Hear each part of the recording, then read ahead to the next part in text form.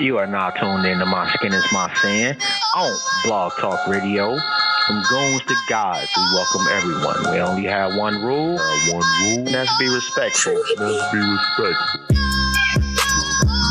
You are now tuned in to My Skin is My Sin on Blog Talk Radio. Goons to gods, we welcome everyone. We only have one rule, and that's be respectful.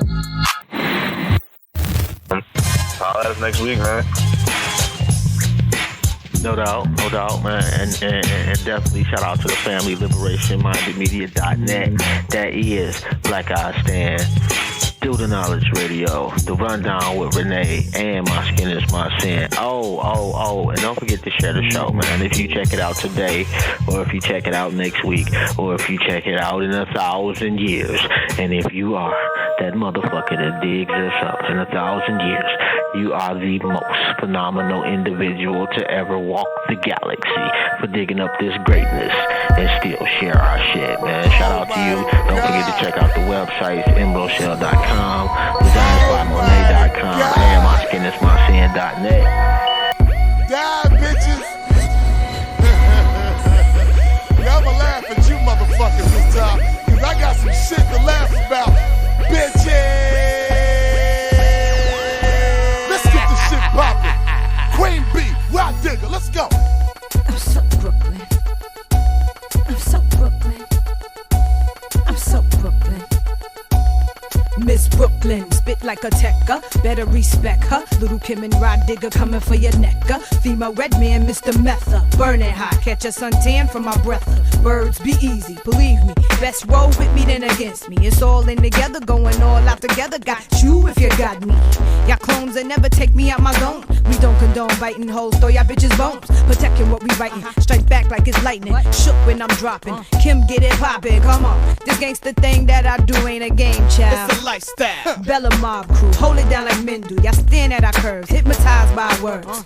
You catch us coming through Fifth Avenue. New Continental bent minds, pink hugs, powder blue. Cover me, I'm going in, they running out of rhymes. We keeping y'all thirsty from Brooklyn to Jersey, we strong. Stay on, pull a pin out the bomb, pass it off the ride, then I'm gone. Yo, I was on the west side, 3rd and Promenade, copping the crib and I ain't even got a job. Token lie, bank like Madam CJ when I'm swinging through the bricks on back to BK. How we cruise the block, blue rocks and tube tops, a little too shot that could pop for 2 blocks. Heads overseas giving raw Haram peas, and I ain't trying to learn how to speak no Chinese.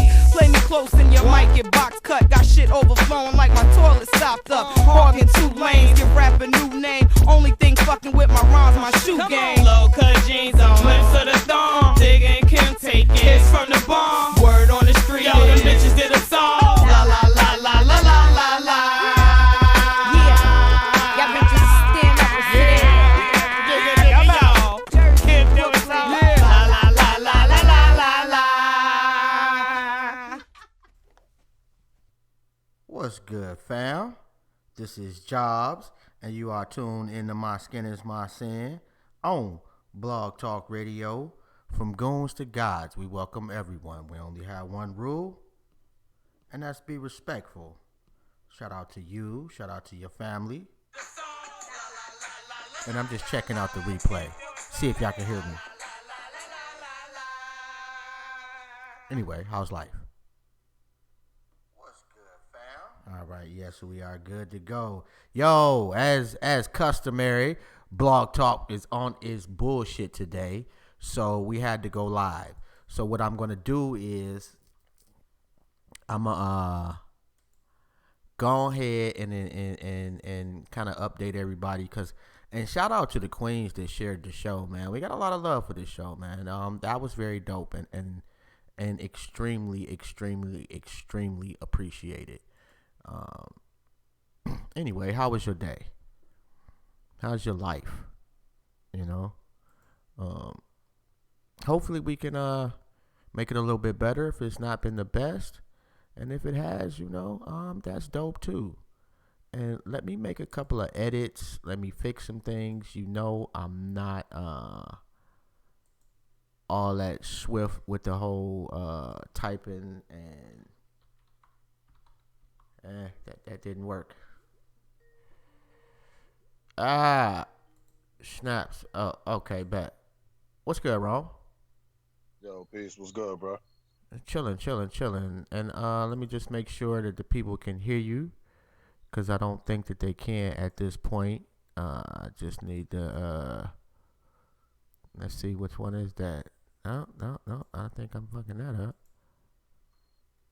Anyway, shout out to Joe Cool, man. And what I'm doing, bro, like Blog Talk wouldn't even let me log in at all. I mean, well, it let me log in, but and Knowledge had kind of put me up on game too. He let me know that Blog Talk been fucking up. So hey, I did the best I could, and the shit just ain't work. It is what it is. It happens. So we gonna do what we normally do and keep it moving and adjust and adapt. Yeah, no doubt. So what I'm trying to do, man, hey Markel, Joe Cool, do me a favor, tag some queens for me and let them know. And we still got a number you can call up, 216-539-0659. And we still doing ladies night. So, and it's just let me know if y'all.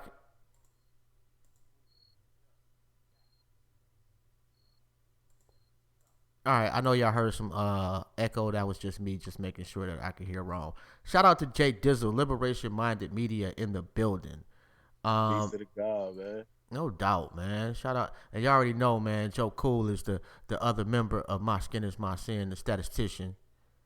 So what I'm doing now, and it was several queens that was actually kind of interested. So I'm just making sure that we get them invites out right now. And look at Jay. Jay Dizzle be on the fucking job, bro. Like, that's so. Joe Cool be on the job. That's so. Man, we got some love out here, bro. Yeah, it's definitely appreciated. You know? This should be an interesting night. Yeah. I'm looking forward to it. Yeah, if we can actually, get everybody in here, and I know Lotus want to call up. Yeah, definitely interesting. Yeah, hey man, you know what, man? I got a lot of respect for Lotus too, man. She been fucking with us for a long time, bro. So I can't do nothing but respect that. And we want to have a good build, man. We want to let the queens talk. If we, once we get some people up in here, and let people know. So do me a favor, share our shit, man. And it's crazy. People been asking me to say that shit now too. Yeah, I see. I peeped it. All right, you should. That's some real shit, nigga. Share our shit, nigga. Niggas will share a white boy getting, getting tripped and shit, tripping over a chair or something. You know what I'm saying? And share that shit mad times. You know what I'm saying? Like, yo, share some real shit. Hey, you know what? It'll come together when it's supposed to come together. I think right now we really been doing a better job at crisping shit up. Making shit. Yeah, we had he said we had a sequel to Waiting to Exhale tonight. Who said that? Markel. Oh man.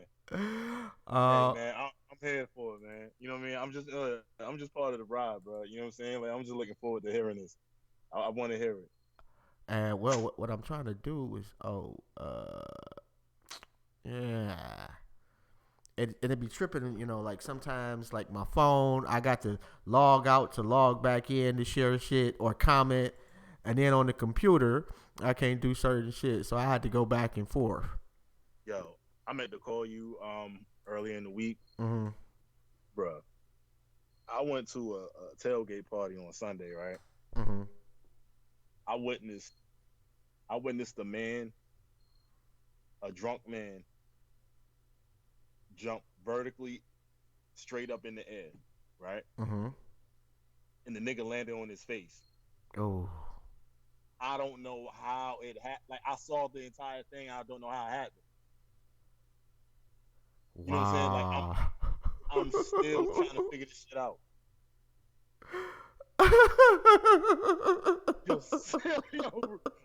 I'm still trying to figure this shit out, bro. Like, was he all right though? Yo, you remember like you first taught your kid how to ride a bike, Uh-huh. You know what I mean? And they fall, right? And that first shot, right? Like, they're not really hurt, but they more embarrassed. Like, the embarrassment hurt more, right? In the street. Like, I had to pick the nigga up and just like, sit down, bro. You know what I'm saying? Like, I had to pat the nigga on his back a couple times. You know what I'm saying? Like, it was bad. Wait a minute, you said you patted him on the back? I had to pat the nigga on his back a couple times, bro. Oh my goodness!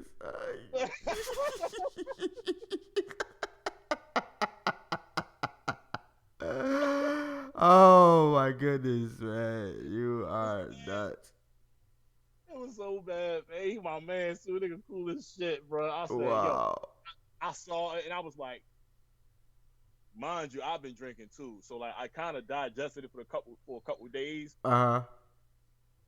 and I still couldn't figure it out. I said, how the fuck is nigga landing on his face? I mean, chin first. Wow. And unfortunately, nobody got that footage, huh? No, yo, everybody, like, listen, 4 people witnessed it.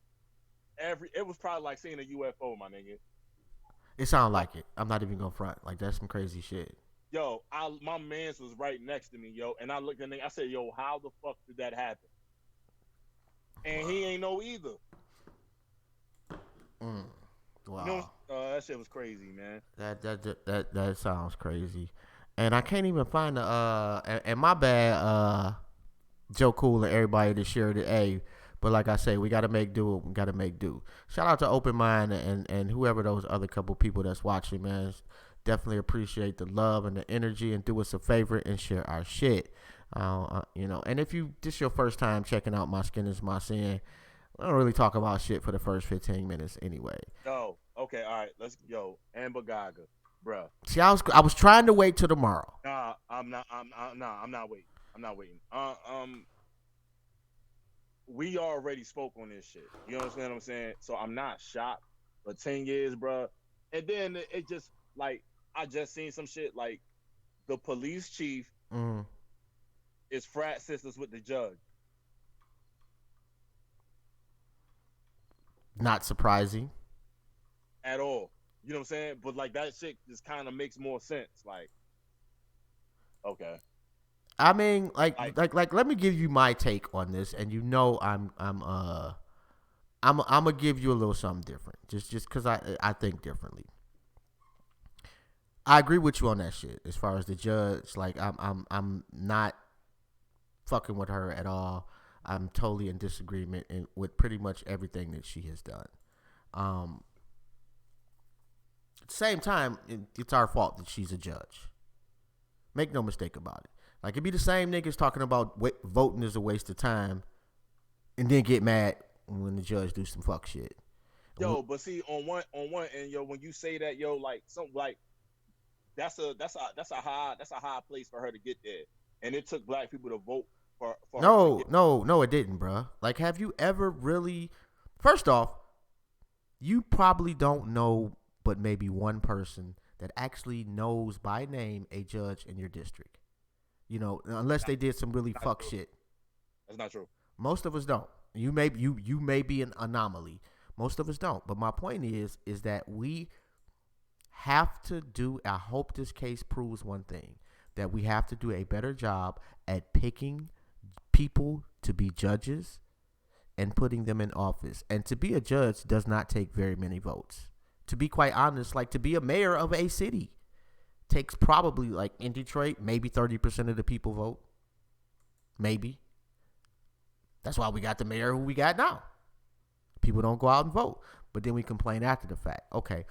Again, because people, like, I done had my life threatened today over this fucking Amber Geiger shit on Facebook. Y'all nuts, some of y'all. I see. Yo, but all I'm saying is this. Bruh, I just seen a kid get life for running over. All right, I'm gonna tell you a quick story. Long story short, 3 kids. Three kids do a B&E, right? Right. On a home. Police get called. Right. First officer shows up. She's a female. Mm-hmm. She's getting it's three teens. Mm-hmm. It's 3 teens. 2 in the house, 1 in the car on the lookout. Mm-hmm. Okay. She busts at the car. Officer shoots at the vehicle. Kid runs the cop over. The two right. the other two are in the house and have no idea about what's going on outside. They gave the one driving light. Mm-hmm. They gave the other 2 like 30, my nigga, like 30. Yeah. It's not justice. You know what I'm saying? You can't say, like, public servants are to be held to a higher standard. No, bruh. That is the law. Unfortunately, It is not the law and justice are not one and the same. Never have been and never will be. However, when you are in the commission of a felony, like let's say one of them kids had a heart attack. I get it, bro. Right. Like at the end of the day, if Botham Jean killed Amber Gaga, he'd be on trial right now for the death penalty. Oh, absolutely. He'd be on trial for the death penalty. Absolutely. That's not a question.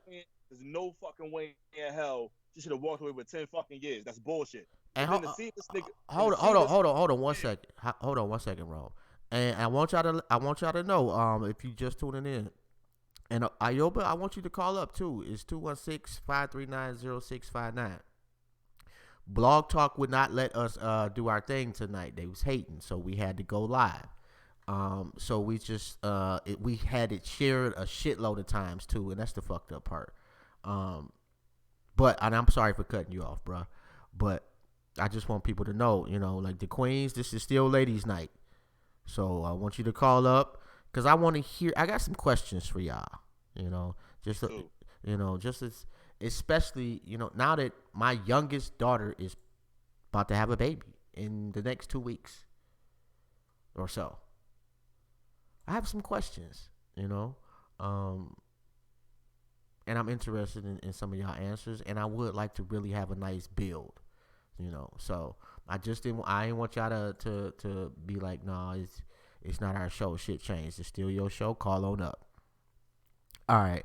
Yeah. See, I'm glad I explained that because if you're just tuning in, despite what it say on the screen, you'll be like, yeah, this ain't ladies' night.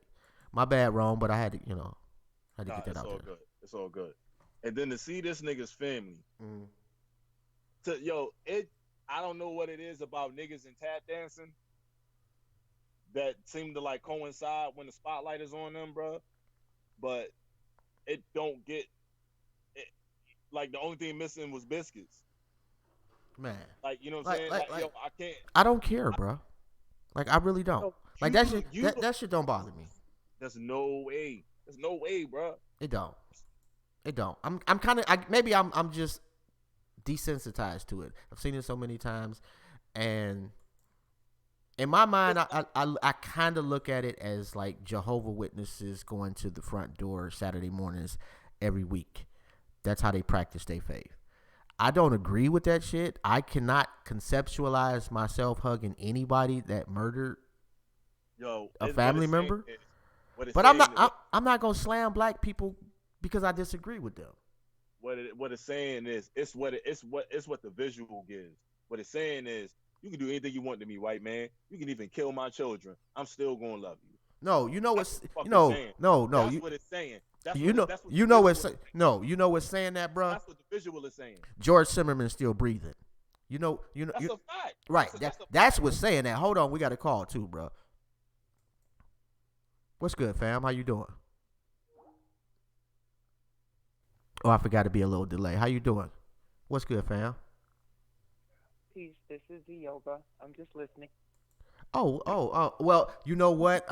When we're using the Skype, I don't really have like the option of seeing, okay, I can put them on hold or not answer. So when you call in, I just gotta assume that you wanted to talk. So my apologies. I should have explained that one too. You're good. But how you doing, Queen? I'm doing better. Thank you.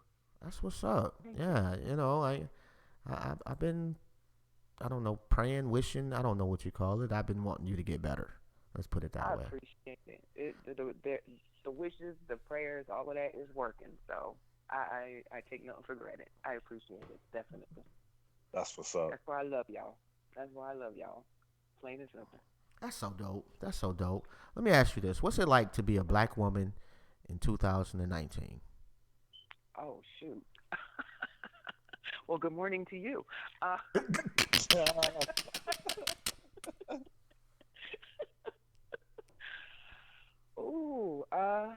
Well, I'm older. It can be very stressful.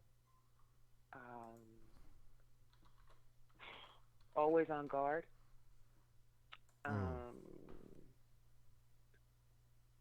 Trying to be a peacemaker. It's stressful. being a black woman is just it's stressful and sometimes it's a pain in the behind. Um, Never regretful, but is always, and I don't mean to make anything rhyme. That was never my intention. But it is eventful. Okay. um, she's white folks got issues, Yeah. and so you got to keep them in check on a regular basis at work. Mm-hmm. And me, I have my father's temper, which is not real good. So I've had to practice. I find more and more black folks, because I have an actual building, small building to myself, Mm-hmm. but my coworker is white. Okay. So I have more and more black men and women saying, "Hey, can we talk?" Okay. And I have to explain to them, sure, we can talk, but when they see two black folks It's a whispering, conspiracy. that makes them nervous. Yeah. It makes them nervous. And it used to be that they would just kind of get real nervous and walk off. Now they're bold enough to walk up into your conversation now and say, what you talking about? So I've had to learn not to say the first thing that comes to mind when they do that. Woo, that's a tough one right there for everybody, I think. That's where the stress is. Yeah. You can't say the first thing that comes out your mouth, and sometimes it's your superiors, and but then again, sometimes I just get tired of being nice and just let it roll with no curse words. But the stress comes into because I'm seeing more of us, trying to get stronger. Mm. Several people have watched me go through about a year and a half, 2 years of some serious hell on earth. My supervisor's daddy was KKK. And so she had did some real messed up stuff, and they did an investigation and substantiated she and I, not just me by myself, but both of us. And I ended up, writing an appeal and got all my charges removed, so she carries it all by herself now. Oh. But yeah, my mother taught me very well this thing called the power of the pen. And my grandfathers and great grandfather basically said, you can do your crime, just don't get caught. That was drilled into us by the men in the family. I never understood that, but I do now. And the other thing they drilled is never have your hands on a rope, let them hang themselves. And so those are things I keep with me as a regular, as a black woman. And those three things have definitely helped me as I mature and grow, because every day is a unique experience. That battle, like I said, almost 2 years. They hid paperwork.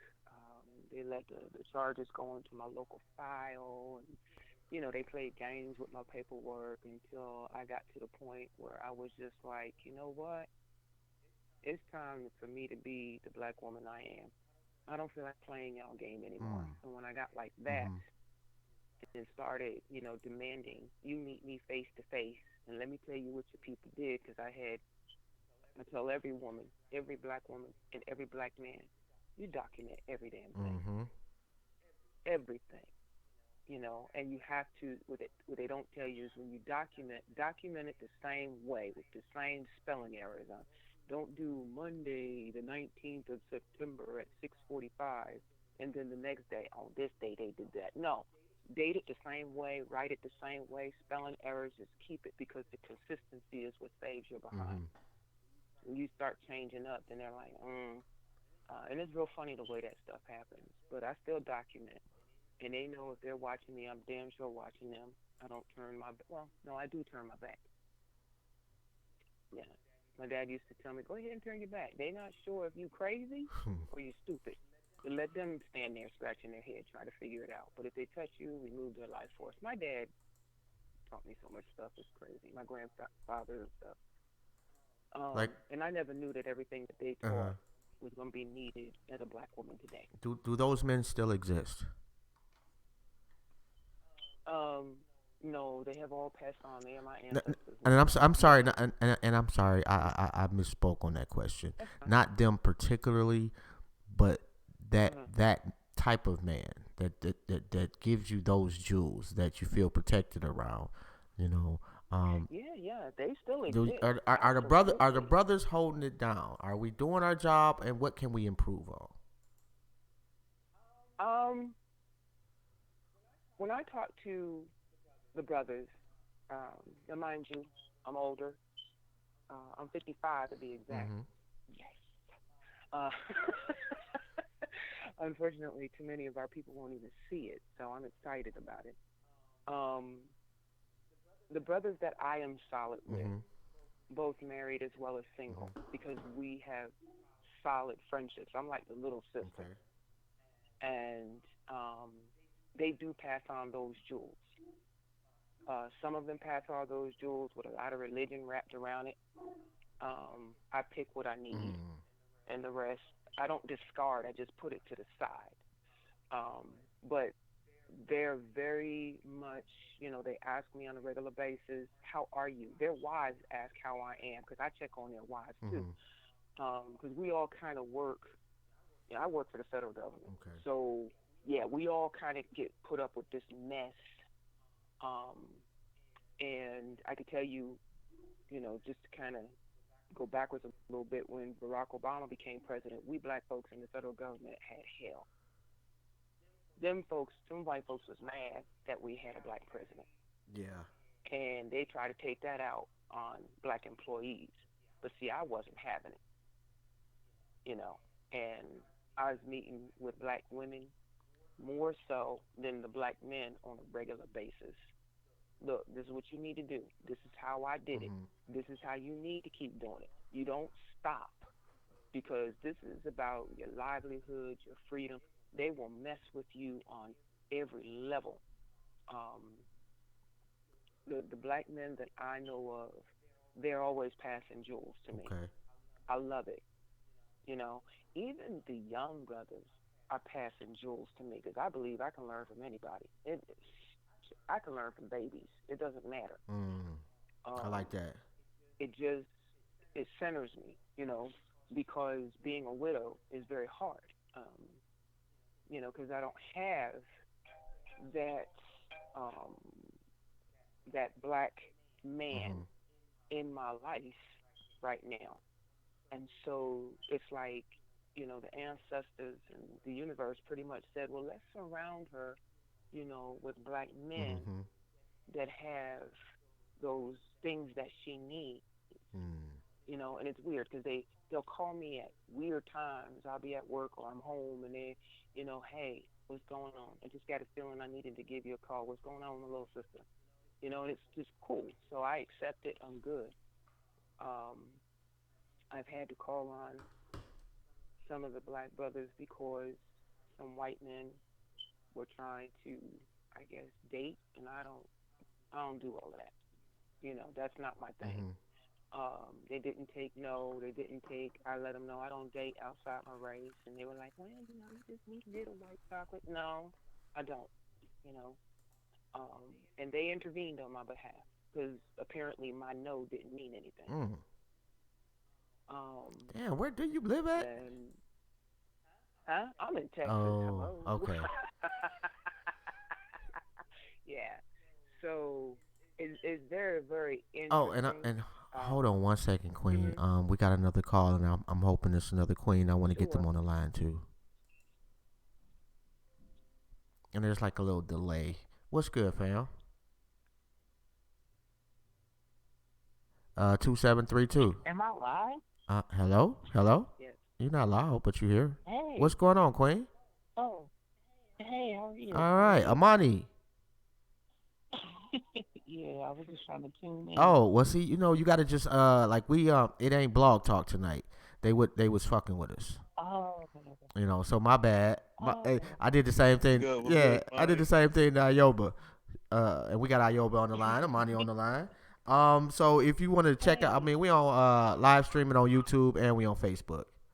So if you want to check it out that way too, but I really want to, like Ayobi and you kind of, y'all remind me of each other a little bit, like very, very poignant, experience based, and it resonates.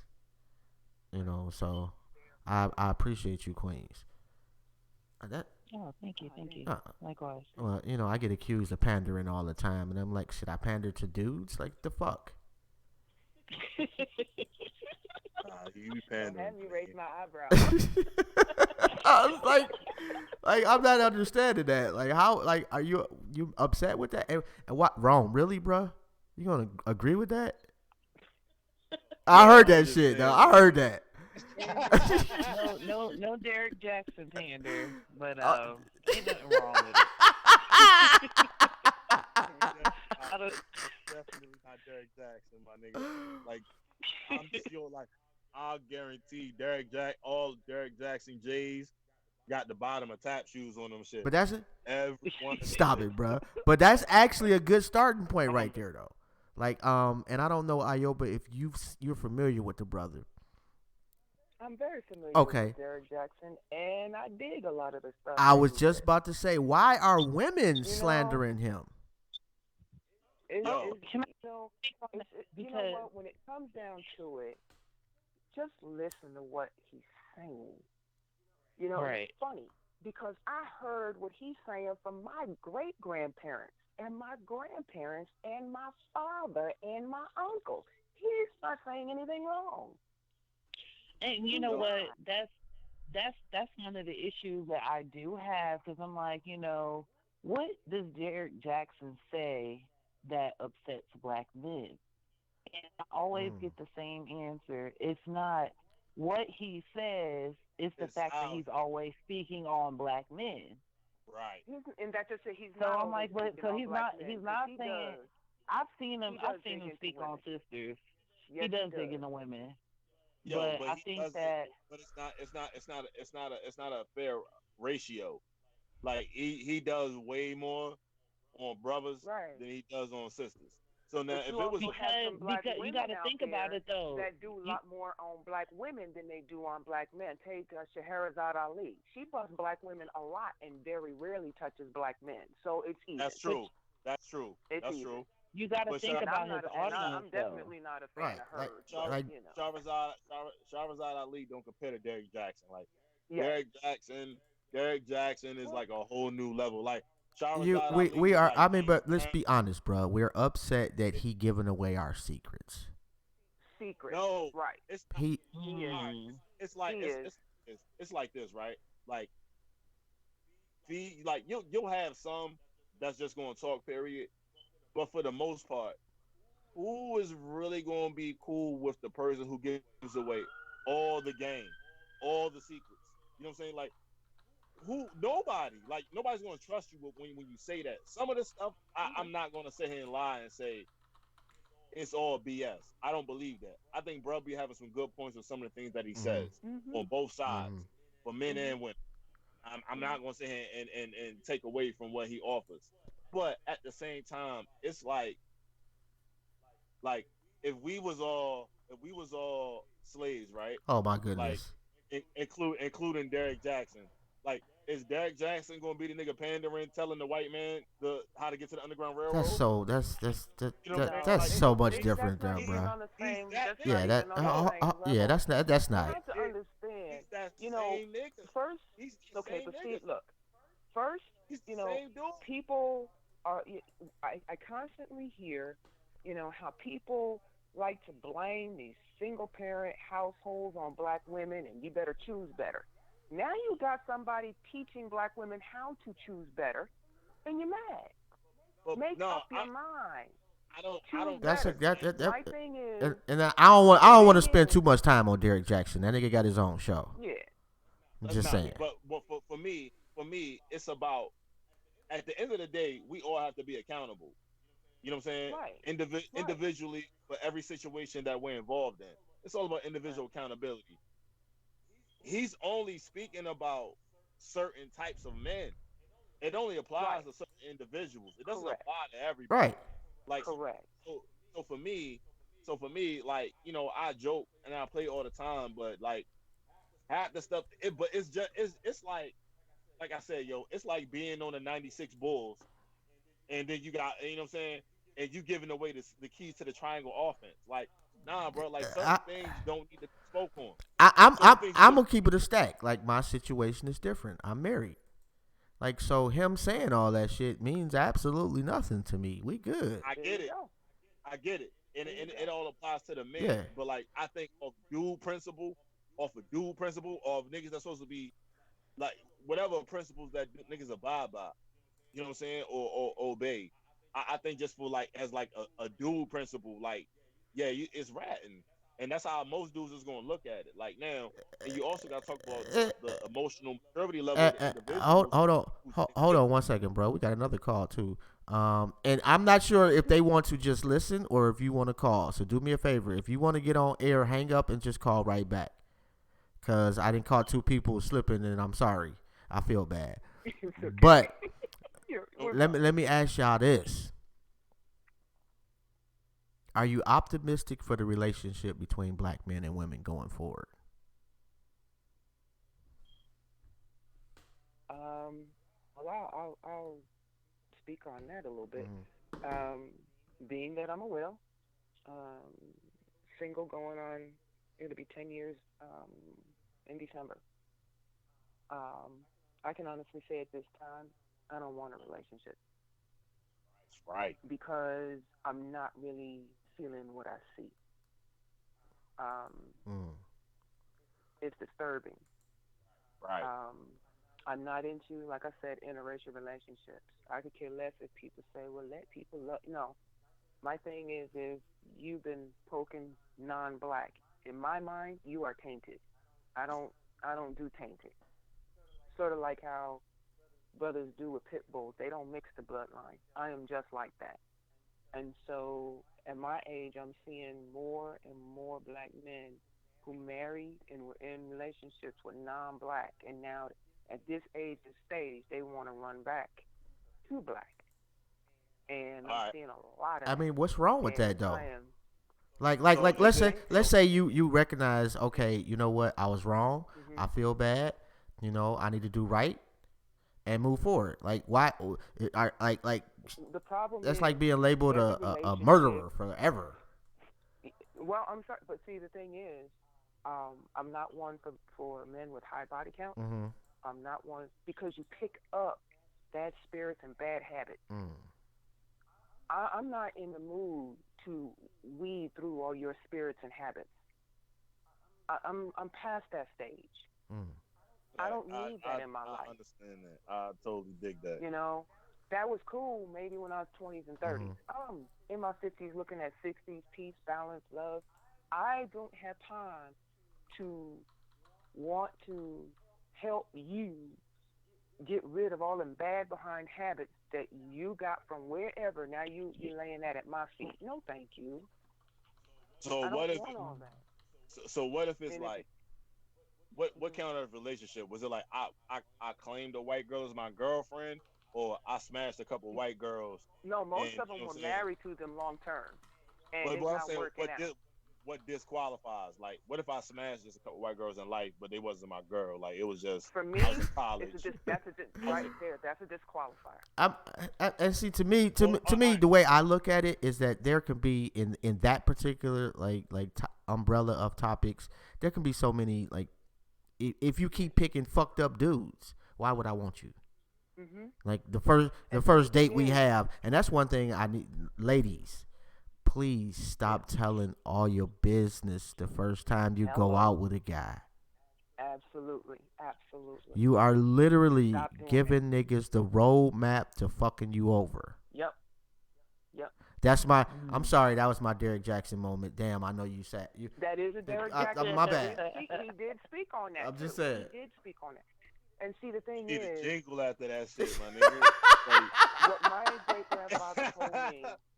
Yeah, What my great grandfather told me is, when you sleep with someone, you sleep with everyone they slept with. Oh. Okay? And that spirit that they pick up when they have sex, that's still hanging on them. See, we were Jewish, Christian, Native American, and African. So a lot of that sticks very hard for me. And I'm a firm believer in that. You do take little pieces with you of the people, whether it's a one-night stand or a 2-year relationship. A piece of that person goes with you. Now, at me as a black woman, because I have an innie and it's a lot more sensitive, I have to determine if I want all of that you have on you to be inserted in me. Let me ask you this. You don't feel like people purge away Oh, that's a good question. some certain attributes of past relationships? Well, we're going to talk a long time before we become sexual. We're talking 6 months, whatever, and I talk about everything. That's understandable. 6. Wait, whoa! Back, beep. I'm not, 6 months? I'm not. It could be. It depends on how much you think you're hiding from me. Because I'm going but to you know ask what? very I intimate agree with that. questions. I agree with that. I definitely agree I got with to know who you, the courting if process. I'm laying with you, I got to know what you are. Not who you are, what you are. What have you been involved in? What have you done? And the first brother that says what I did in my past is none of your business. We have nothing more to talk about. I mean, but let me ask you this then, Queen. As being 55, like, what's an acceptable? And hold on 1 second, because I believe this is the Queen Lotus. I want to get her on the line too. What's good, Queen? I was just listening to what people were saying. Some folks, and I heard what the Queen said before I called, and she's right. She is absolutely right. And 6 months for the draw. Yeah. But let me ask you this. Wait a minute. Hold on. Let me go back though. Because but I want to know when you said a high body count. What's a high body count?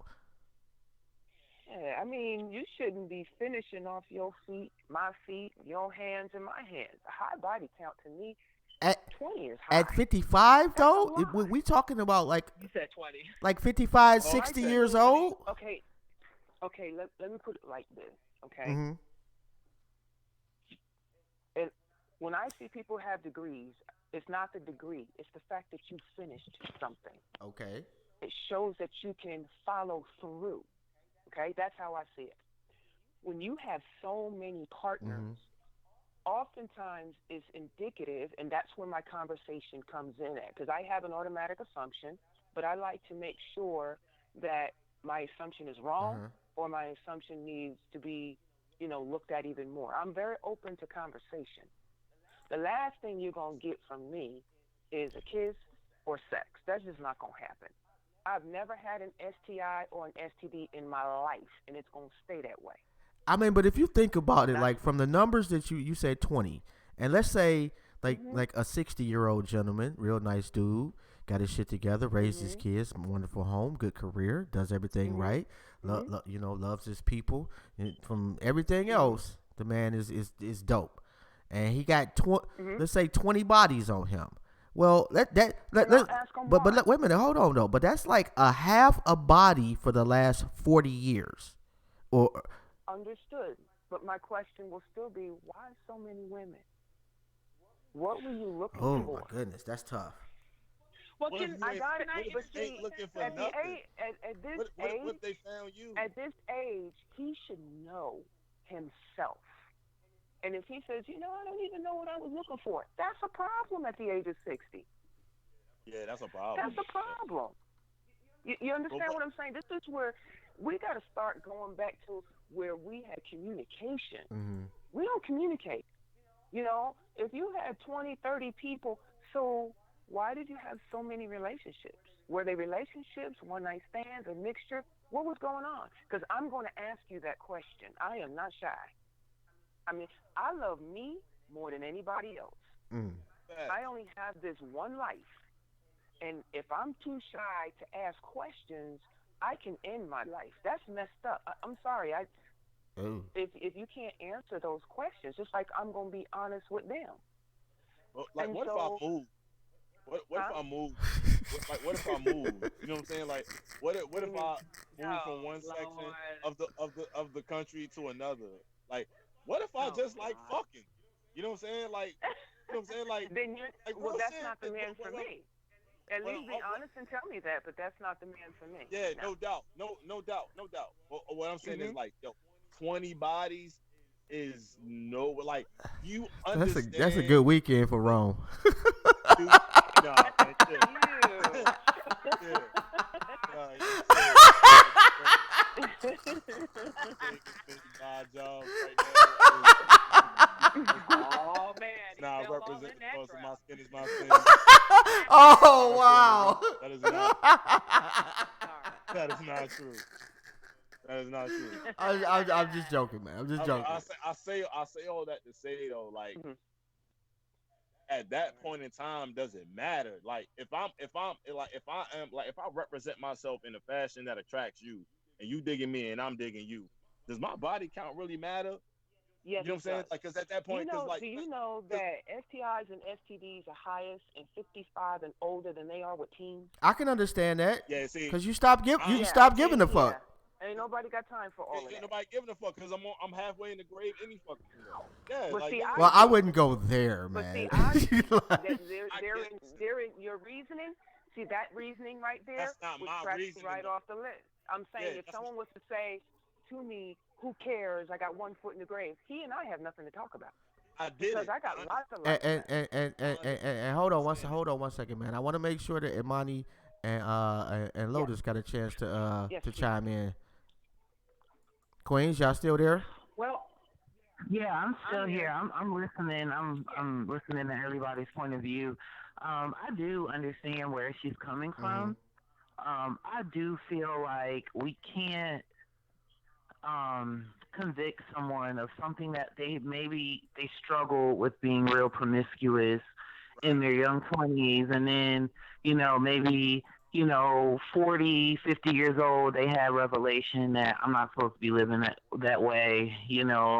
I could be satisfied by one woman, and they had a high body count and they changed, or if they're just like, you know what, I've been with so many women, I still struggle with it. I still like to have sex with different types of people, and I also want a relationship. That's why I was agreeing with what the sister said when she said, she wants to talk to somebody, be properly courted where she could get to know that person. Because I'm definitely all about, I'm married, so it's a little bit different, but I'm all about, if you're going to go through the courting process, we need to test our spirit. We need to test. That should be the time where the man or the woman starts to do that self-examination, and things that they may struggle with, they're going to be correcting themselves so that they could get ready for that relationship. And I feel like, in a sense, sex does hinder it. And I feel like if you can get through that temptation of not wanting to sleep with that person while you're courting them, then it's going to make your relationship stronger. But again, everybody's different. Yeah, that depends. That depends on how if the sex is whack, it's still going to be whack. It ain't take your husband 6 months to get the drawers, Imani. I see the way you look with him. I seen y'all pictures. It ain't take him 6 months. Oh my goodness, man, really? It ain't take him 6 months. I seen the look. I see the way you look when you with him. It ain't take you 6 months. Cut it out. It didn't take me 6 months for me and my husband. That wasn't the case for us. But what I'm saying is, if I was to go that way and I was single, I would definitely take the time to properly court. That's what I'm talking about. Keep it real.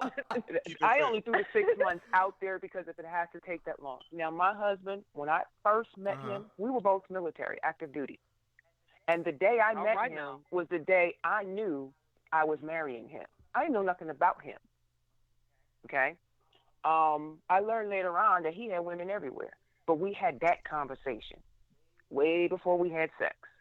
But he What do turned they out to mean be by he, you he got turned women out to be the everywhere? love of your life, though, Are right? you having sex with all these women? And he told me I flirt. He was a heavy-duty flirt, just like I was. But he was not into being sexual because he had this fear of STDs and STIs. Plus, he had some rank in the military.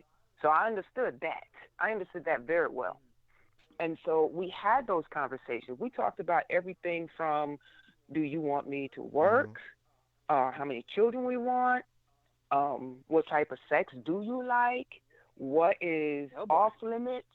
How do you want me to be as a wife? How do I want him? I mean, we talked about everything, discipline, you name it. And that's how a good relationship. We had that open communication. That's what's. And that's so beautiful. it did not take him 6 months. It did not. But see, but you don't see how that could be possible on the other end of the spectrum, because you end up like he was the love of your life, true? Yes. Right. And so what I'm saying is, in the other end of the spectrum is like a 60-year-old flirt. He may be at that same point where he's honest with you, tells you everything. But that's where the conversation right. But you also like you gotta have that energy. Like you can't ignore a particular energy either when somebody comes into your spirit. No, you can't, because that energy that attracts, I'm gonna explore it. If I meet a gentleman. Oh, wait a minute, hold on 1 second, Ayobi, and I truly apologize for cutting you off. No, you're fine. But Soul Vital Life, you've been single for 10 years? Yo, that don't mean nothing though. Like, listen, if you got a 60-year-old man who's smashing 0.5 women per year, right? And by the time he meets you, like, yo, all he's trying to do is fuck. Like, he's 60, like he's a 60-year-old nigga who gets no ass. You know what I'm saying? Like, all he's trying to do is fuck. Yo, real shit. You know what, Ron? You know what? And you know what, Ron? I know quite a few just like that, actually.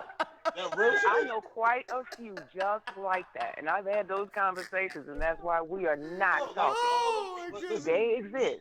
They exist. You understand 60-year-old horny? Like, that's a whole different level. Like, it's a whole different level of horny. Yes, it is. You said a whole different level of hoeing. It is. It is. When they're in their 60s and they're like that, yes. And I know a few of them. It's crazy.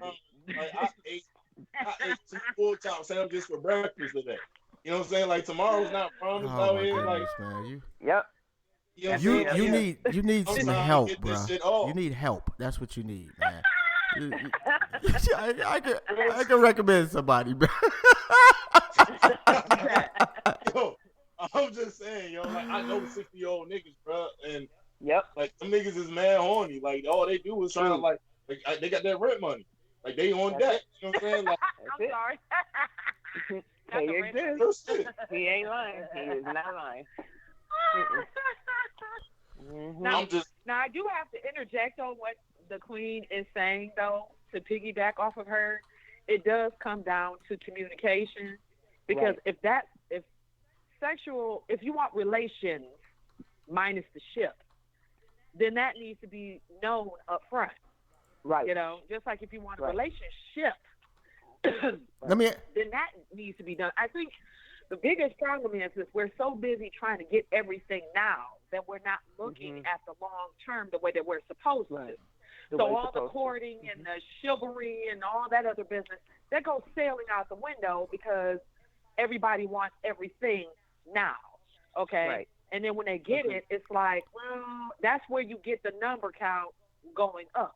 Because there is no real expectation. There is no long-term thought as far as relationships go, and there's no honesty there, Right. I mean, a guy figures, or a girl, because I've noticed now that girls are trying to do what the guys are doing. Oh, boy. Trying to do this short-term courting. We'll go out to a movie, we'll go out to dinner, we'll do this, we'll do that. Then as soon as they hit, it's like, well, do I really want to be bothered with this person? Not really. Hold on. Let me stop you there. Listen, when it comes to women trying to operate like men, I've been there. All right, so like I've been. We know you've been there, Chief. You jump out the window. We know. chill out. You know what I'm saying? I ain't jump on the window. I ain't never jump out the window. You know what I'm saying? But yo, when it comes to that, like, it be mad women trying to pull that shit though. You know what I'm saying? Like, it's nothing like knowing, like, when you know you the master of some shit, and somebody try to pull that move, and you like, yo, I know this move. You know what I'm saying? And when you bring it up, it's like, nigga, you can't pull a me on me. You know what I'm saying? Like, nigga, I invented that move. And But that's did really you what it go through that, though? You did that though. That's really what it be though. So like now you be having women that try to operate and move in the same fashion as men. Like, listen, not all women are crazy, but all women have a crazy button. You know what I'm saying? Like Staples got the easy button. I mean, but that's men too. Like, we're not, you know, we can't just say it's just women. Men have a crazy button. Trust and believe, men have one. Listen, bro.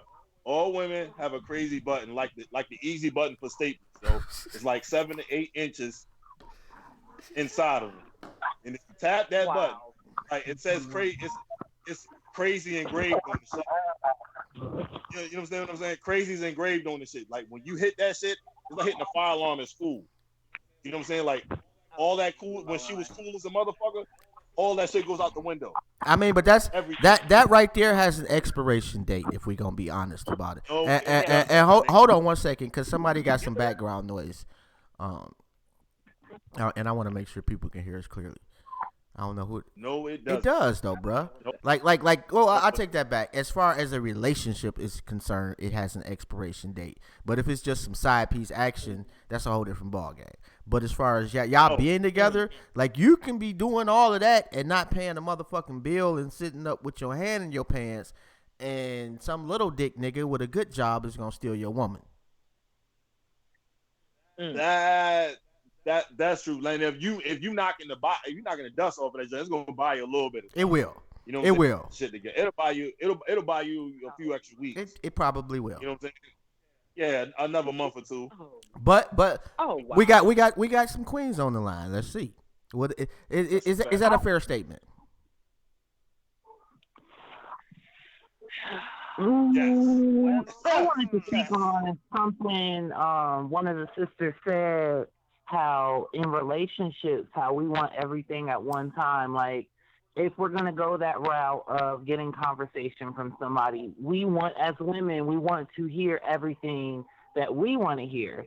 And when it's in a relationship, the tables turn, you know. But one thing I wanted to speak on that she said, which kind of like stood out to me, is as women, you know, who are in, you know, long-term relationships, who are married, what is worth fighting for?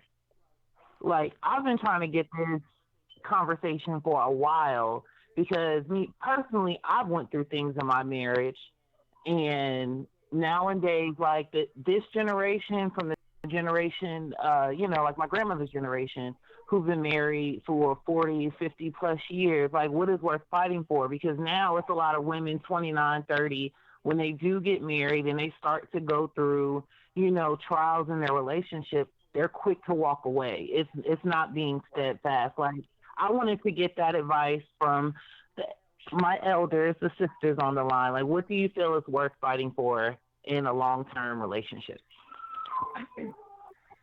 Well, I mean, in any relationship, it's about what are you willing to sacrifice, as well as what are you willing to compromise. You know, I mean, we have to define what a relationship is depending on who are the parties in the relationship. Again, it comes down to communication and letting folks know up front, hey, this is what I would like to happen in this relationship, A, B, C, and D. You know, and then you get to map out exactly if you want to be with this person.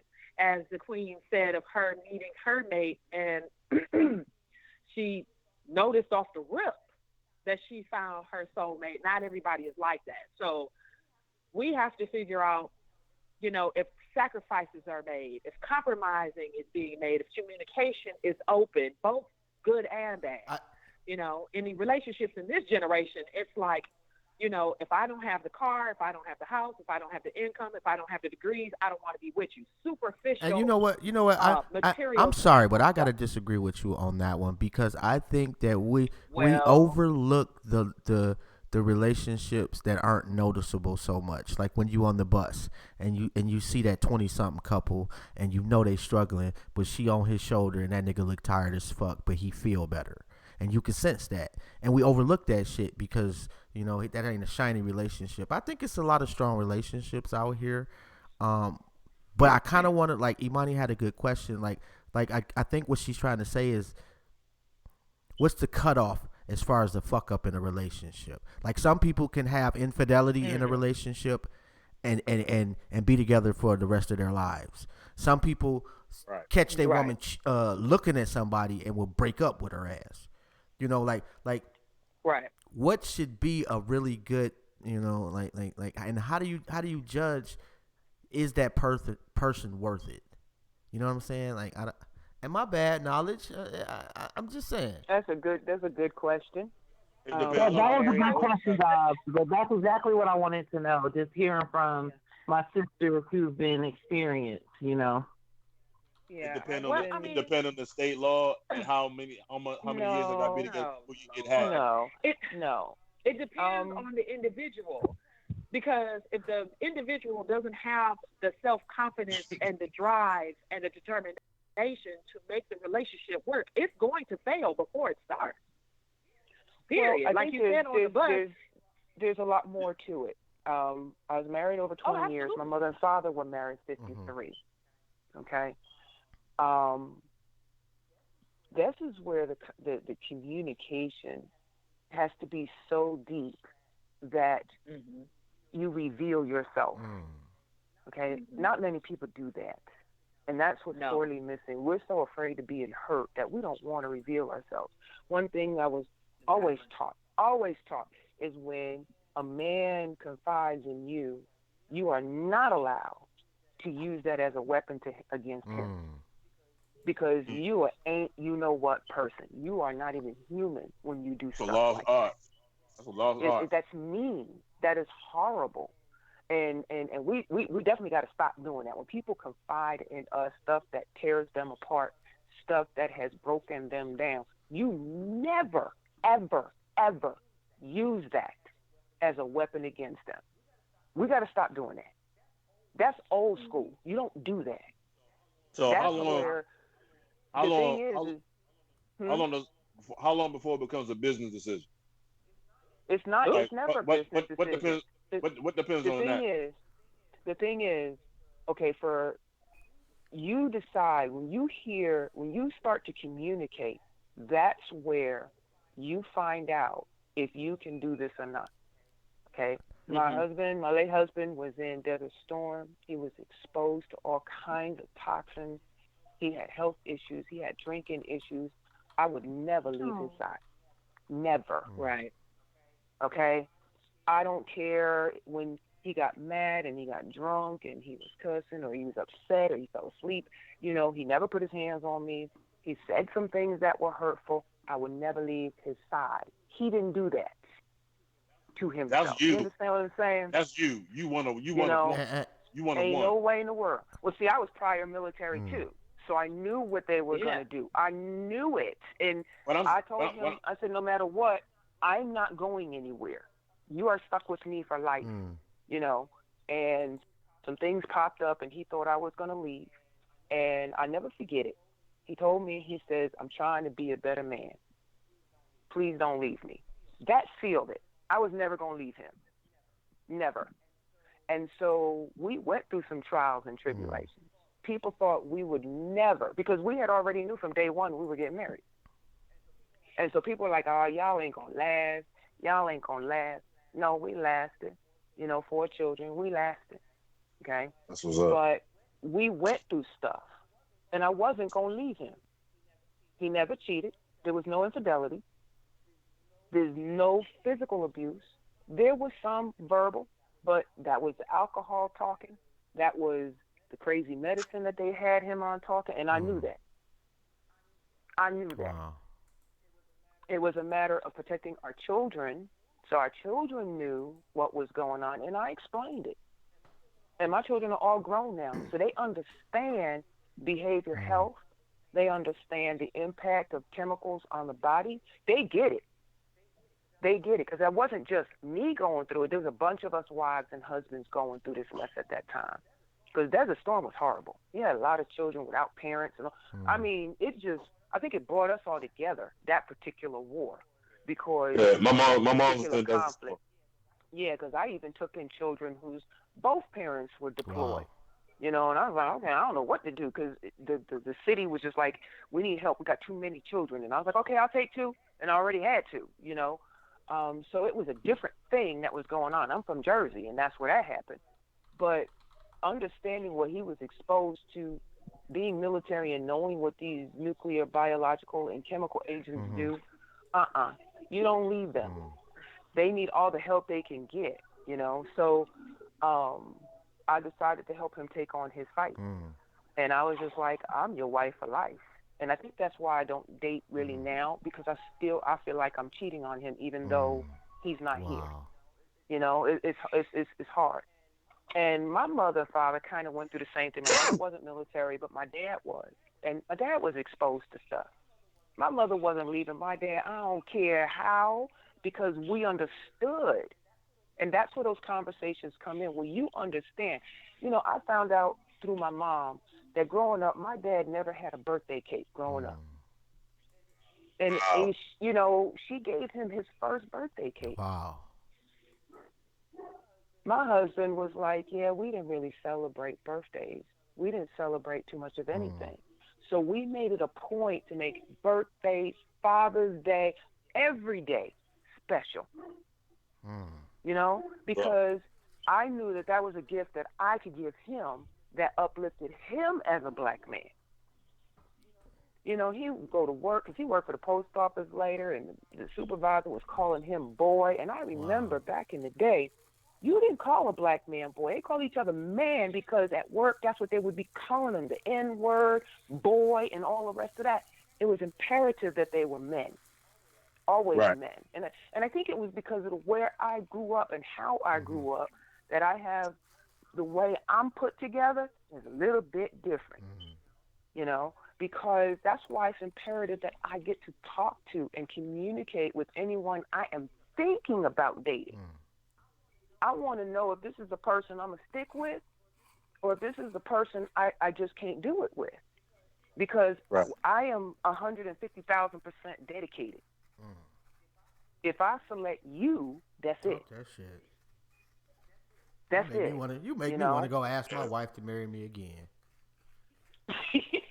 You know, and that's important, because you dedicate your life to that person. You still are you, because I'm still going to be me, you know.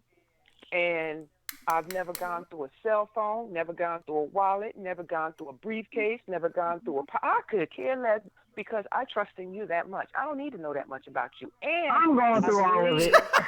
I believe that I don't know all that.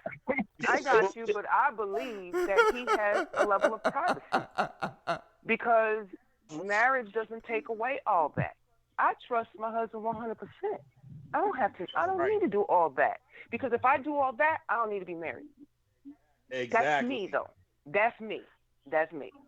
So I understand why some women. Let me tell you. I understand why some women and men do that, but my thing is, you need to have more communication and examine why you're doing that.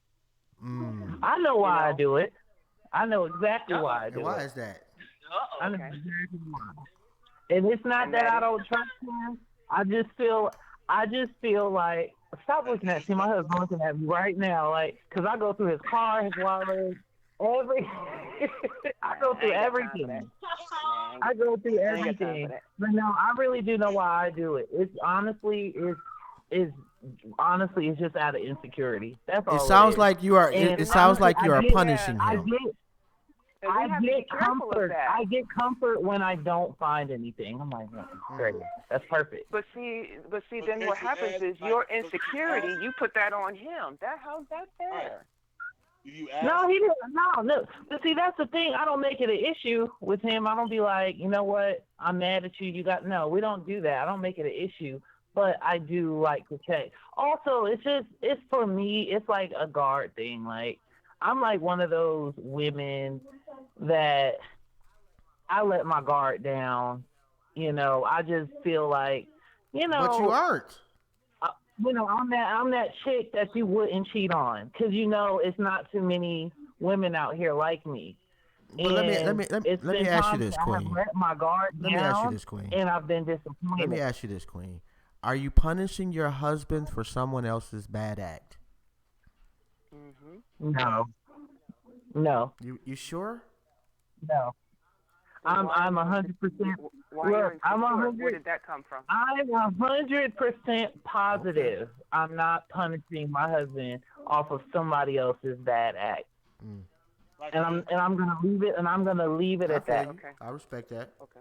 All right. Cool. And that's fine. I'm just saying. I just said like how I am. That's just not my thing. And if I got to check on you, I don't need to be with you. Ain't that much love or penis in the world to make me wanna. If I got to check on you, I'm good, because that disrupts my peace. That disrupts my balance. And that is on me. Something inside me I need to fix before I get in a relationship. That's just me. Well, I take complete ownership of my mess. So because that's not fair.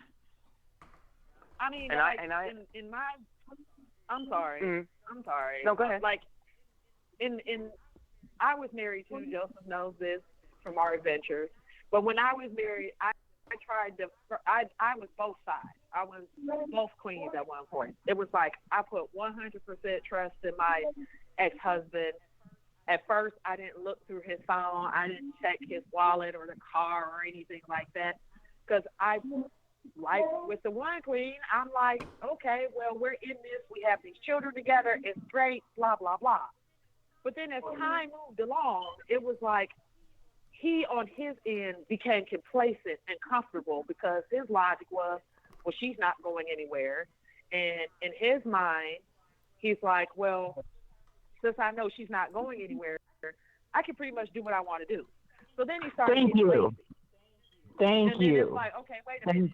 I go in the car, I find condoms in the armrest. And then I'll find, I found text messages in his phone. And when confronted, he gaslights.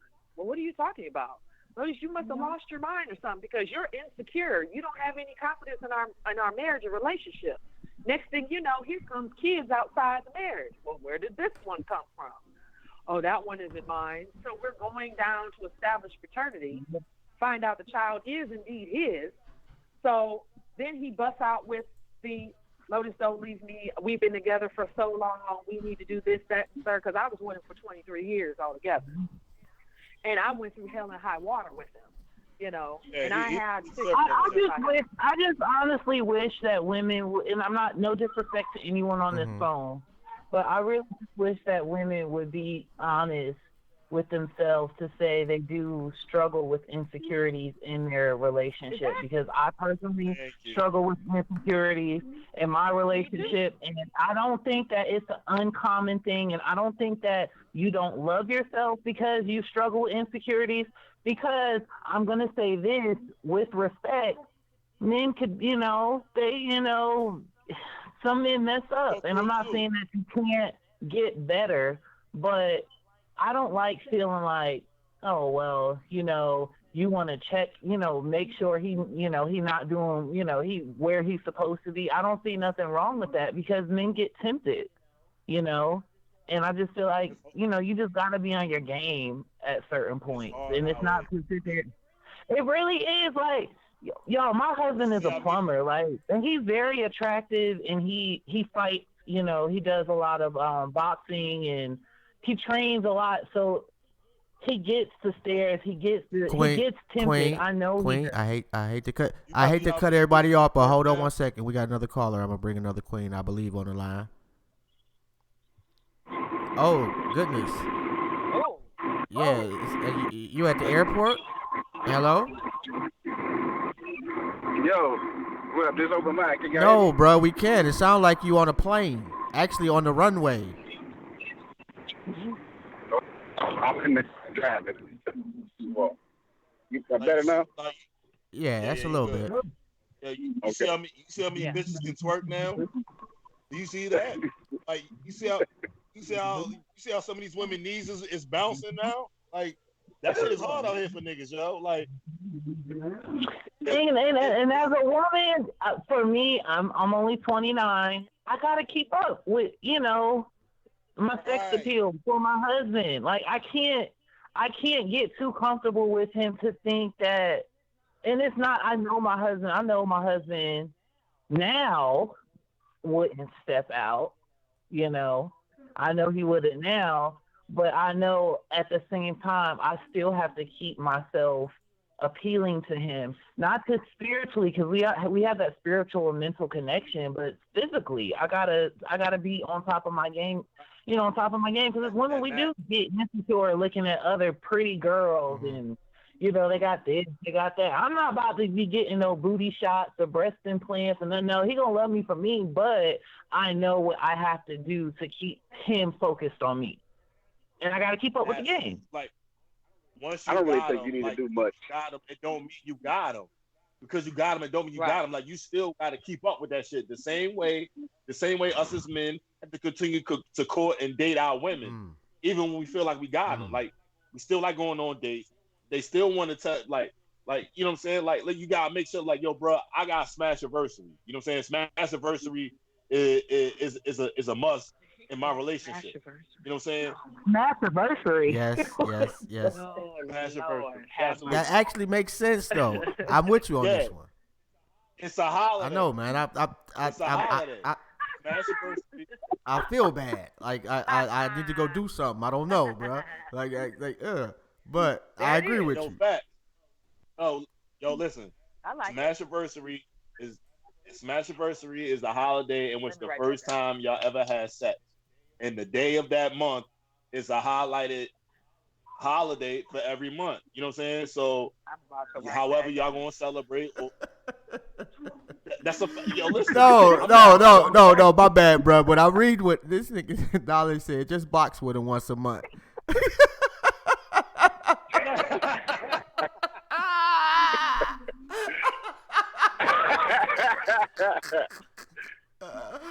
Oh my goodness. Yo, Smashiversary, and you want to do all your little romantic shit or whatever. You know what I'm saying? Like it's just something to add to the relationship. You know what I'm saying? Like who don't like random head when we about to go out? You know what I'm saying? Like nice. Who don't like a cookie in the car? Like you gotta be a fucking lame like to not like enjoy none of that shit. You gotta make the shit fun. There was this viral video that was getting posted around yesterday from this brother named Cleon the comedian. He's from Baltimore. And he had this sister. He made a video where the woman was in the bed. He was catering to her, giving her money, blah, blah, blah, blah, blah. So he had this colleague post the same type of video where she was catering to her man. And I seen that and I was like, yo, I was trolling online like, nah, I would never do that. Let me tell you something. My husband was sick yesterday. I went out, I got him some steak and eggs from IHOP while he was in the bed. I literally catered to that man all day yesterday. The first thing he said, baby, I swear you gonna make me say yes to everything you want me to do. Men really like that. Yeah. They really like to be spoiled from time to time. You know, and I'm learning that. Like, I want my husband to make me feel beautiful. Why not make a man feel like he's on top? Exactly. I agree with that. That's a fact.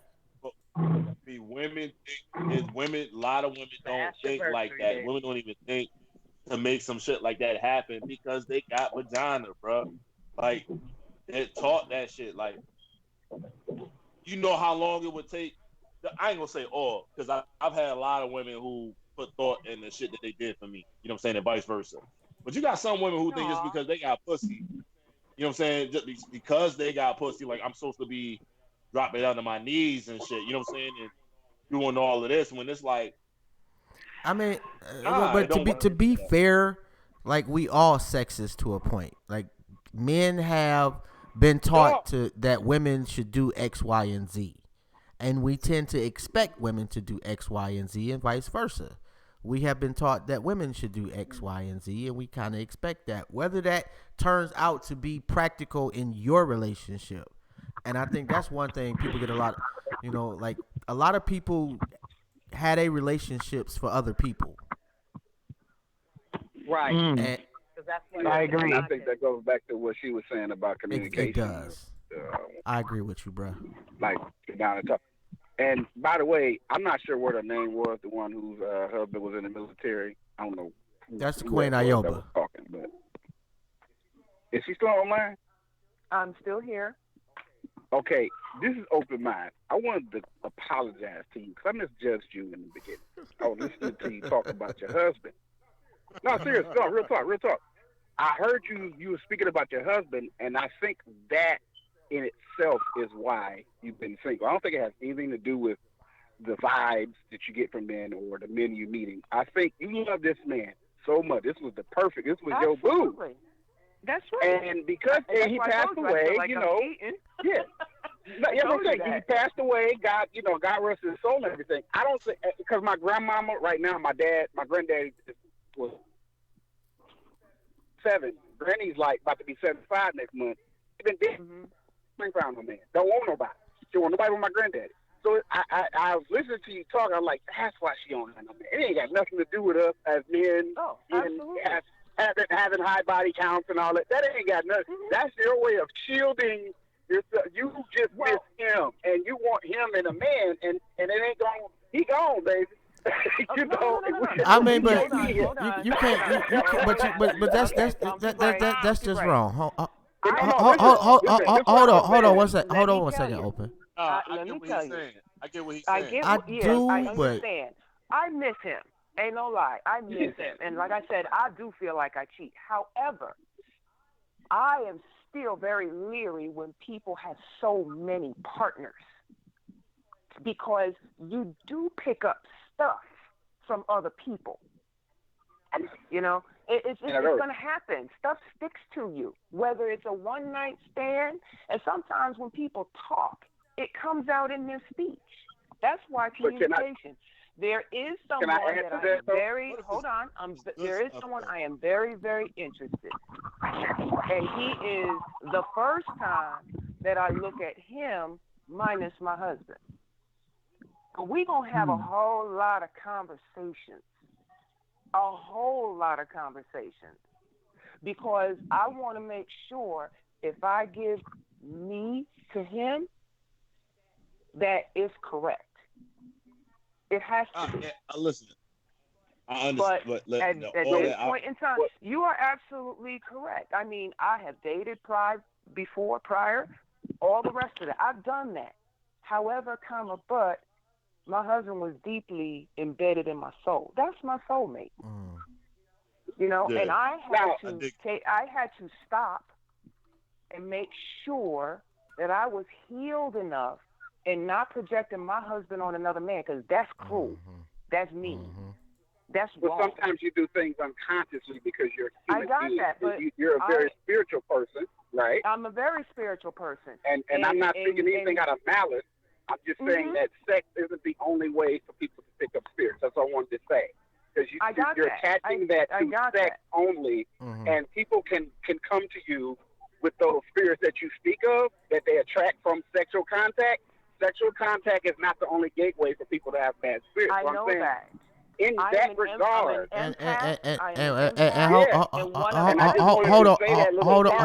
open. Hold on 1 second, because I don't want to lose track, man. I want to make sure that my queens are speaking tonight, bro. I'm just gotta put it out there, man. I gotta let my ladies talk, man. Because what I'm trying to go ahead, Queen. Explain to him is that I am very much aware. And I turn to African spirituality to make sure that I'll have my act together. It was a must for me. And so I've probably dug deeper in me than most people will ever do in a lifetime. I know myself inside and out. I know when I say something and I go, you know what, that's the wrong thing to say, check yourself. I am very hard on myself. And I have learned when I am missing him, I need to stay out of the dating scene. I have me. I gotta check me. Nobody else can check me. But I also realized something is that I'm tired of doing it all by myself. I used to have a king that helped me, where I can go ahead and assume my position and the things that I like. I'm starting to get tired. And I do, for me, I'm one of those that's the marrying type, not the dating type. And I am for life. And it's kind of hard to understand that I did marry someone for the rest of his life. That was the first piece of consciousness I had to come from. And I was like, okay, till death do us part. Them vows hit me like a rock when he died. I took them vows apart. I was for the rest of his life, till death do us part. And it got to a point where I didn't want to get married again because I don't want to hear those vows again. Indeed. Because that's what you just don't want. You know, that hit me hard. I wanted to join him in the grave because he took a part of me with him. I don't think people understand that. And it's nothing like divorce. It's nothing like separation. When you lose a spouse, that is a whole nother level people don't get unless you've done it. And so see, the thing is it's a lot to work for. It's a lot to work through. And it takes a bit. I've had people tell me, girl, he been gone 2 years. Why ain't you out there dating? I want to hit them with a rock. Because they don't get it. That's too soon. That's too soon. Yeah. Well, I mean, some people do it. I just not one. And I just recently said, you know what? He would like me to be. And like I said, had my path led me to the African spirituality that I really understood. I've been a Baptist or Christian. My birthright is Jewish, okay? Then the Native American, and it led me straight to Mama Africa. And I am so glad because it had me peel them layers that usually don't come off. So I've done a lot of internal work. And I also realized, too, that there's a lot of young ladies and young men that are watching my steps. And so I got to fix me. Because I do a lot of work in the community. And so I got to be right. Me personally, I got to be right. I can't be all, right in the public and be jacked up in private. No, that's not me. What you hear is who I am. That's it. No more, no less. I don't have the brain power to develop other personalities. I just don't. It's okay to be human. Exactly. Thank you. I am human. And so I don't That's the have whole an point I issue. was making. The beautiful thing is I get to speak my journey and what I went through for real in a relationship. I think a lot of people are afraid to get that close to somebody because if something happens, they're lost. And I ain't going to lie, you will be. You will be. If something happens to them, you will be lost. I know with my grandmother-in-law, she passed about 3 years ago, but her husband passed. They were married for a really long time, and her husband passed, and it took her a while to get over it. But literally 2 years ago, she was going through, I guess, depression behind it, and my uncle had found his mom. Queen. She ended up dying. She had no. Queen, I'm gonna ask somebody else to the conversation, but go ahead. Oh, okay.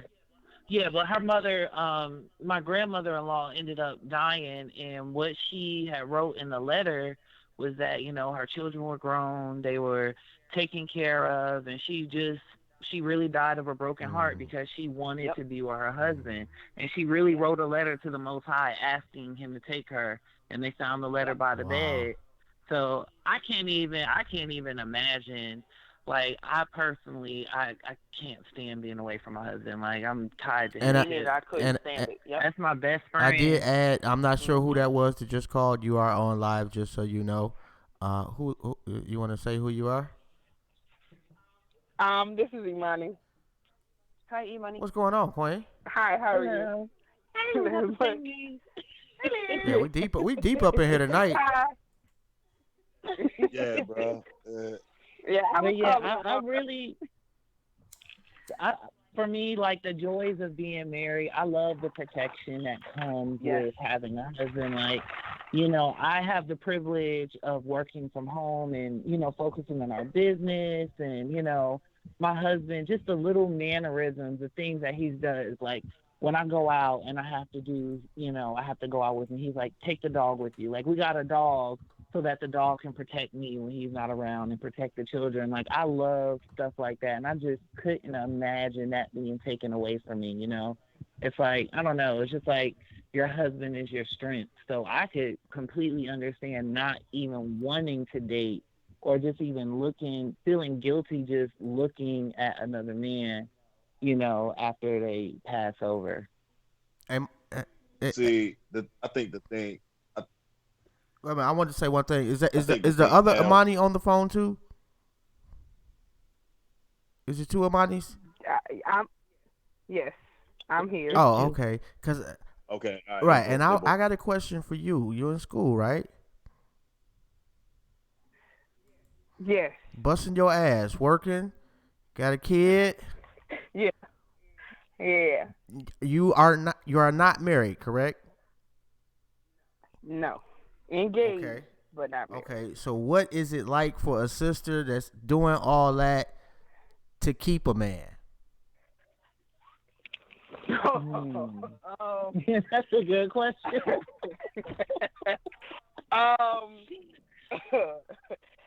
It takes a lot of understanding. Because there are times I can't sit on the phone or sit up late or have conversations or always give you the attention that I need. I might have a paper due. I might need to go to bed because I got to go to work early in the morning. So it takes understanding and patience. I think it's more, to be in my predicament, I feel that I take a lot from him because I'm not able to always give him the attention that he may need. But it definitely takes a lot from both of us to maintain that. Well, he wants to marry me, so I guess I'll do it. It sounds like it. Yeah. So. Yeah. So that's it. It takes some understanding. That shit sound like a whole bunch of from the side sex. Like when you both exhausted and shit, and you in the bed. You know what I'm saying? Hey, so I don't get to pull out all the tricks all the time. So he don't get that all the time. And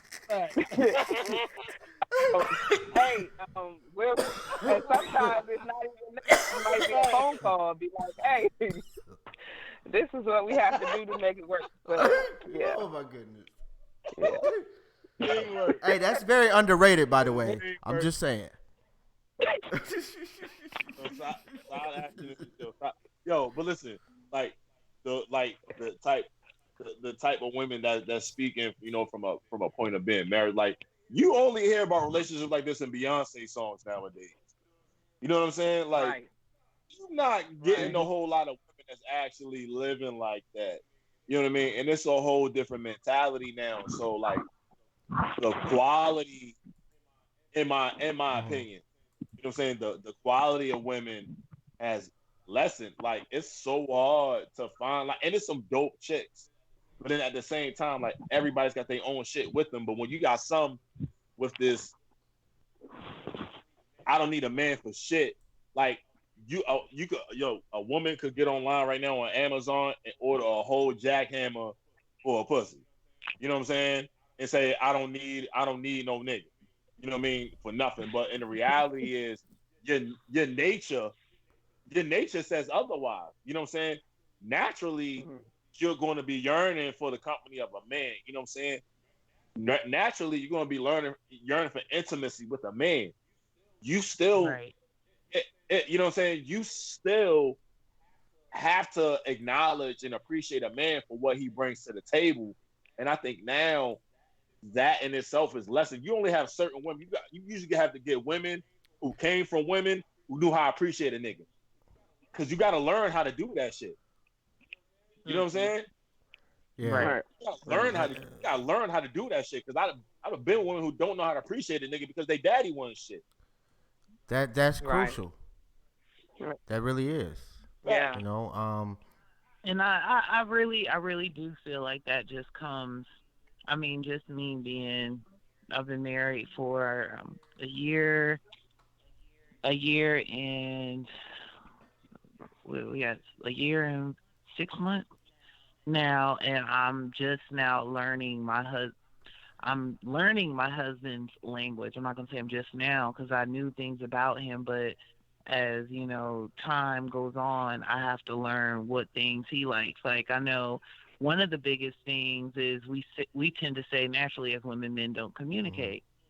And I'm realizing that my husband's communication is a lot more different from mine. I will verbally communicate. If I were to any, moment offend my husband, it would be, apologize, try to talk to him about it, maybe cook him a nice meal. And if he were to offend me at any point, him coming home and wrapping his arms around me is his way of saying I'm sorry, and without him verbally saying I'm sorry. That's how he's communicating, And I think that like nowadays we have these expectations of relationships based off of memes and pictures. I know I see pictures of Nipsey Hussle and his wife and all these other people. Yeah, and then we set these high standards and we just forget that we aren't qualified. Like we shouldn't set our qualifications off someone else but ourselves. Oh, someone. Yeah. So, I feel like if I offend you and I come home and eat your ass, we good. You know what I'm saying? And you know what? But wait a minute. Hold on 1 second though, Rome. Hold on 1 second. First off, we only got about 20 minutes left. But secondly, are black men and women talking about sex honestly enough? No. I don't feel like we honest with each other. No. In my relationship, we do, because like there's things that my fiance will tell me that I have to. When he would say it, he'd be like, "Look, I'm not trying to make you offended or make you hurt your feelings or this, but this is something that I want to experience, and I want us to experience because I don't want to experience it with nobody else." So he is very open about what he wants, and that's something it took a while to get used to, but I'm used to now, and so now I can communicate back and be like, okay, yeah, we can try this, we can do this, we can do that. We talk about it a lot more than I used to. So definitely. That is dope, and I think that's a very underrated thing that we don't do that enough. And that goes back to the being. I think we're ashamed of it. We as women. I'm just speaking on women's behalf. I think sometimes we'll get ashamed of telling our spouse, I need you to do this. I've learned to put it up like 10 years. My husband was like, what the heck, girl? What is wrong with you? Because I'm just But that's how you keep I'm like, look, I'm trying to keep you wrong. That's how you keep it. Hey, like you just gotta do it and not be embarrassed about it. I feel you on that. Right. You definitely do. Right, exactly. So that's why, like, we had those conversations. I had to get used to those conversations because, like you said, you didn't want to be embarrassed, and that's not something you want to say out loud. Like, make your face turn red. So, like, you're not trying to. Yeah, so sometimes you just do it. Yeah. But yeah, that's a tough conversation. Like, baby, you know that move you think you do so well, you're not doing that so hot. Like that's got to be tough. You got now. See, it's different. You got a coach, but if you got someone who's not open to coaching, and I kind of feel like, but it got to be able to go both ways, though, bro. Like you can't be like, it has to go both you can't ways. be like, yeah, girl, blase splee, and then she can't say shit. Nah, it goes both ways, and you both deal with ego when it comes down to it. At the end of the day, like if you can't take coaching, like you're useless. You know what I'm saying? Like then I'm not gonna. Why would I volunteer to have whack sex? You know what I'm saying? So, real shit. So, then if you're not open for coaching, it's pointless. Like, you're useless at that point. Like, it's like, all right, like, I fuck with shorty, but the sex pack, like, that's real shit though. Like, whack sex. Wait a minute, and let me read a couple of the comments too, man. On YouTube, and shout out to everybody. Hey, and don't forget to like the damn channel. Come on, man. And follow us if you haven't done that already. But Knowledge said trauma and mental health issues affected us deeply and erode our decision making and value systems, especially in relationships, both with and without children being involved. That's facts. And Carmen W said men love head and eggs. I'm not a fan of eggs. I'm just saying. Like, damn, my bad. I don't like eggs. You know, jeez. And yet, so you just eat bacon, yes. nigga? Stop it. Get the fuck out of here. Hey, you know, not even potatoes, nigga? That I don't like eggs, bro. Like, it's okay. Damn. My son doesn't like eggs either. Like, he hates them. I feel attacked. Yes. It's okay, Joseph. I'm allergic to eggs, so don't feel bad. You know, like, and the crazy part is literally she made me some bacon last night. I'm like, oh man, I'm starving rather. I'm about to die. She said, you want me to make? Yeah, I'll take it. Yes. Bacon. No hash Nothing. browns, no toast, nigga, I did nothing. Eat some toast. Not a bacon sandwich. Eat some toast. Butter and jelly. I had some toast, man. Not a bacon sandwich. Listen, and you know what, man? Just the dopest thing that one of the dopest things she does a lot of shit for me, but one of the dopest things she does for me is I am addicted to apple juice, and like we literally have like one half of a cabinet that she dedicates specifically to apple juice, bro. Like I got. This nigga's got apple juice cabinet. I do. I am dead ass, bro. Oh God! You can ask my. Hey, when I go to my mama house, she like, baby, I got some apple juice in the refrigerator for you. But it don't be the same as my wife, cause my wife know the brand, and she literally like. I love that. I love dopest that. fucking shit. Yeah, that's sweet. That's It all just, Hey, John, when we hang up, go make sure you go to the bathroom. Because I think you got me drinking all that goddamn apple juice. Make sure you go pee, nigga. This nigga's got a cabinet of juicy. Like, That's right. I'm just saying, like in 50 years, I'll be telling, and since we own that, like I like to tell the story of how we met. And I know it's ladies' night, but it's kind of a little dope story. Anyway, well, actually, how I knew. Our first date, my car was. First off, I had a piece of shit car. It was broke. You know, I got a good job or whatnot, and we worked at the same spot. But anyway, she was like, well, I don't really care. We'll catch the bus. And to that point in my life, I had never had a woman tell me that. So we caught the bus. We went downtown. We went to the movies, and we got the little Chinese spot right outside the movies. That was our first date. I had $20 in my pocket. It was dark when we came out. So I was like, okay, you know what? I'm going to give you this $20. You catch a cab because I don't want you to go home on the bus. And I knew at that moment. Real shit. I'm sorry, but I like to tell that story. Yes. Yeah, that's that. Like that, I knew. You know. That was wonderful. It was. You know, and it was like she didn't give a fuck where I was at as far as, you know, like a whip or nothing like that. And I felt compelled to take care of her from day one. So. And see, you guys are so lucky. Everybody on this panel is so lucky.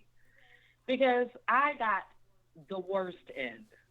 The absolute I mean, but Lotus, let us be honest, Queen. Yeah, we know the story, and you brought a lot of that shit on yourself. First of all, because I flew through that car window does not mean Wait a anything. minute, you I was did broke. not fly through the car window That's again. the big Let's lie. not lie about it. You kicked a hole in the nigga window with a stiletto boot on. Well, there was a reason. There was a reason. Yes. You know there was. There's always a reason. I don't justify it. I'm just saying. Like women, like female rationale is so extreme, bro. Like it's so extreme. Hey, Can I just say It's so- something right go quick, ahead. y'all? My husband just texted me. He said, "Baby, I love when you check my phone in my car. It makes me feel like you really love me." So that just really made me smile. He listened to the show. Oh boy, He listens to the show right now. Right. I'm not, bruh. I'm not lying. I'm telling the absolute truth. You know, it is. Not to say, you know, shit ain't all. I love her. You know, it ain't always been perfect, but I think we perfect for each other, and I don't mind telling motherfuckers That's that what's shit. up. I wasn't with none of that shit. Like I was like, listen, yo, I was crazy about my wife when we met, my ex-wife when we met, whatnot. But then it was like everything was great until I said I do. After I said I do, man, all that shit just changed. You know what I'm saying? Like it was just different, and it was like I got the nigga in that. You know what I'm saying? And like we both grew individually in different directions opposed to growing as one. And you know, shit happened after that. You know what I'm saying? I And then hear we got that from divorced. so And many ladies, men, can though. y'all speak to that, please? Like, why women get married and stop giving us pussy? Like, speak to that, ladies, please. Okay, I'm gonna say this. I'm gonna say this. I ain't stopped getting no pussy, but what I will say is this: like I felt like now, what I felt like is that it was more so about being married opposed to being married to me. You understand what I'm saying? I think that all boils down from communication. You know, like when I got married, like my husband, he has 12 uncles, and of course, you know, they loved me. They were like, "Oh, queen, you know, blah blah blah," but they would always say, "All right, you know, when you get married, things are gonna change." And honestly, like through our 5-year relationship, it has been a bliss. And I mean, we had our little ups and downs in our marriage, but it wasn't nothing that changed drastically. You know, oh, you marry. I feel like we have certain expectations on things that we are allowed to do, like that we should consider our partner when we do. Like, I mean, I don't know your relationship, Rome, but I know like with men, you know, you guys want y'all time to yourselves or to go out or, you know, have a drink or two. But I think that in a marriage, it could be looked at as dishonorable at coming home 2-3 o'clock in the morning. Like, you got to think about the episode of Martin when he went out. They got married. They came back home. Gina let him go out to play pool. And he got jacked by a woman. But wait a minute, lost all his money. And came struggling in the house at 3 o'clock Why in the you morning. say that though? She let him go out. What do you mean? I knew that was gonna get caught. I mean, I'm just saying. I'm just saying. Consider. We ain't pets. Consider that could be my choice. Better choice of Okay. words. He can go out. He can do whatever he no more. wants to do. He can do whatever he wants to do. You know, but he chooses to go out. He went out that night and he got jacked. What I'm saying is this: like some women are raised, like all little girls are raised, you know, playing with princesses and whatnot. They're all taught to dream. Not all of them. Not all. But they're all like some are taught to dream about this, having this extravagant wedding and all this stuff. Nobody is teaching women how to be wives. That's not true. Nobody's doing that. No, that's not true. That comes from what they witness. If they witness what a healthy relationship is by their parents, and they should that just comes with what they're what they're taught. I don't think that nobody is. You know what? That convoluted though. And somebody got some extreme wind in the background. But I will say this. I think that because of such a significant change in technology during the two generations. Right. Social media changed our generation, or at least my generation, has had a difficult time connecting so much with the next generation because things have changed so extremely. I think it really won't get it until the next when this next generation raises their kids, it'll be in this age. They'll have a better understanding how to move and operate because they grew up in it. You feel what I'm saying? Right. So I think that we ain't taking that into account enough. Yeah, we should and get when you talk about, I agree with that job because damn it, we doing a hell of a good job with our 5 kids. You know how hard it is to avoid bitches on the internet. You know what I'm saying? Like, you know how hard it is to ignore DMs. I mean, but that's. Queens is on the phone. You gonna say bitches? Oh my God, man. And hard eye emojis. Like, back in the day, you used to have to go out and try to recruit bitches. Like wrong.